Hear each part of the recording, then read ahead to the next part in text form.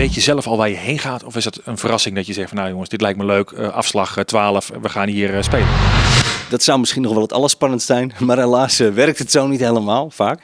Nee, we hebben een aantal hele mooie steden in Nederland uitgezocht.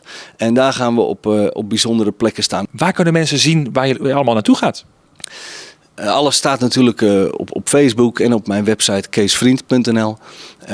En dan zijn de steden Stavoren, Amersfoort, Nijmegen, Den Haag, Haarlem, Hoorn. En dan kunnen mensen aanmelden op theaterwagen@keesvriend.nl om een plekje te reserveren in die wagen om die unieke beleving bij te wonen. En dan hebben mensen je werk gehoord. En dan? Want het is een EP. En is dat commercieel verkrijgbaar? Moeten we met massaal naar Spotify? Wat gaan we doen?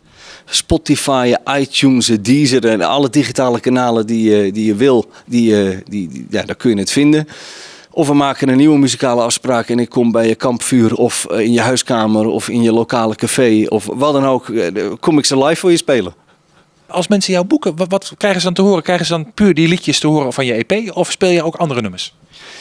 Het zijn verhalende liedjes. Dus beide liedjes horen natuurlijk verhalen. Dus die verhalen worden erbij verteld.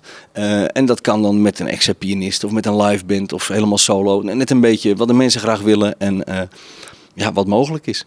Het klinkt dan toch weer een beetje naar die theaterachtergrond van je. Ja, maar het leven is één groot theater, toch? Nee, kijk, het is leuk, Nederlandstalige liedjes, waar gaat het over? Waar komt het vandaan? En wat heeft je bezig gehouden om ze zo te schrijven? En we zijn toch allemaal op zoek naar waar je je dan zelf in kan herkennen. Dus die verhalen horen er wel een beetje bij. En ja, misschien ben ik ook wel een beetje een theatermannetje.